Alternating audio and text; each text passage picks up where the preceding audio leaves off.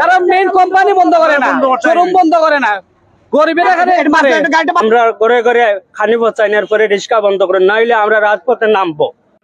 অবৈধ ব্যাটারি চালিত রিক্সা, অটোরিকশার চার্জিং পয়েন্টের বিদ্যুৎ সংযোগ বিচ্ছিন্ন করার কাজ শুরু করেছে পিডিবি। আইন শৃঙ্খলা রক্ষায় মাঠে সাথে থাকছে সিলেট মেট্রোপলিটন পুলিশ। আজ সকাল 10টা থেকে সিলেটের নগরীর কানিশাইল, শামীমাবাদ, বেতের বাজার সহ বিভিন্ন এলাকার অবৈধ গ্যারেজ সমূহে অভিযান পরিচালনা করে বিদ্যুতের সংযোগ বিচ্ছিন্ন করেছে পিডিবি। তবে এই অভিযানে বিরূপ প্রতিক্রিয়া সৃষ্টি হয়েছে ব্যাটারি চালিত রিকশার চালক এবং গ্যারেজ মালিকদের মধ্যে। গাড়ি চালাইতাম পারলাম না, ফ্যামিলির কোনো খরচ দিতাম পারি না, বাচ্চা কাচ্চা ওই খান্দের এখন বর্তমান অবস্থায় বাচ্চা কাচ্চা আমার উপাস, আমরা নিত আনি নিত খাই।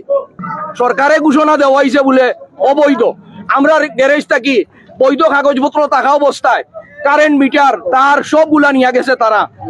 এখন আজকের দিনটা আমরা কিভাবে চলি? হ্যাঁ, আমরা গরো ভাত নাই, চাউল নাই, এই যে অত টাকার আমরা ওয়ারিং করছি, পারমিশন দিছে সরকার থাকি, সাপ্লাই থেকে পারমিশন দেওয়া হয়েছে, আমরা কাগজপত্র সপ্তাহ দেখি আপনার, আমরা যদি হইতো বন্ধ করার লাগি আমরা জেলা প্রশাসকের কাছে নিয়ে দিয়ে আইলাম। মনে এগুলা দেশের মাঝে ওরা দেখো তাকেনে এই রিক্সার দ্বারা তারা কাজ পাইছে, এদের ফ্যামিলি সুন্দরভাবে চলতেছে।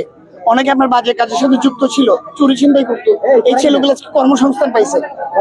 আমরা জানি এই শহরে গাড়ি অনেক পরিমাণ বাড়ছে, যদি গভর্নমেন্ট একটা ডিসিপ্লিনের মধ্যে নিয়ে আসতো, আমাদেরকে একটা শৃঙ্খলার মধ্যে নিয়ে আসতো, আজকে হয়তো এই গ্যাদারিংটা হইতো না। কাগজ লেখা দিছে, গাড়ি দিত না, আমরা এখন কিতা করতাম? হোকা আমরা কিতা করতাম? আমরা শুরু করতাম না, ডাকাতি করতাম, আমরা ঘরে ঘরে যখন ডাকাতি করি ড্রাইভার নামি যায় মাঠো।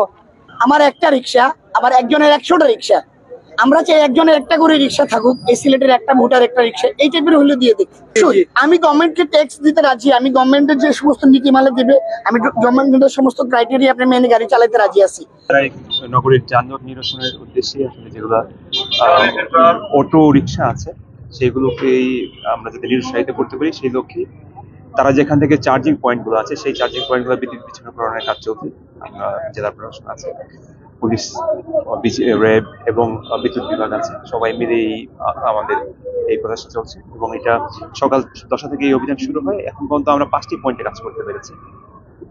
এটা অভিযান অব্যাহত থাকবে ইনশাআল্লাহ। 4টি পয়েন্টে গিয়েছি, একটি আপনারা দেখেছেন শুরুতেই তারাই বিচ্ছিন্ন করে রেখেছে, বাকি 3টি পয়েন্ট বিচ্ছিন্ন করা হয়েছে, পিডিবি বিচ্ছিন্ন করেছে। এই অভিযান চলমান থাকবে যতক্ষণ পর্যন্ত না সর্বশেষ পয়েন্টটি পর্যন্ত বিচ্ছিন্ন করা হয়। আমরা আসলে আমাদের মূল উদ্দেশ্য হলো নিরাপদ সিলেট নগরী গড়া। এই নিরাপদ করতে গিয়ে যেখানে যেখানে হাত দেওয়া দরকার, যে কোনো অপরাধ সহ যে কোনো বিষয়ে আমরা সামাজিকভাবে সিলেটের সুশীল সমাজ যেটি চাইবে, সিলেটবাসীর যে প্রত্যাশা সেটি পূরণে আমরা কাজ করব।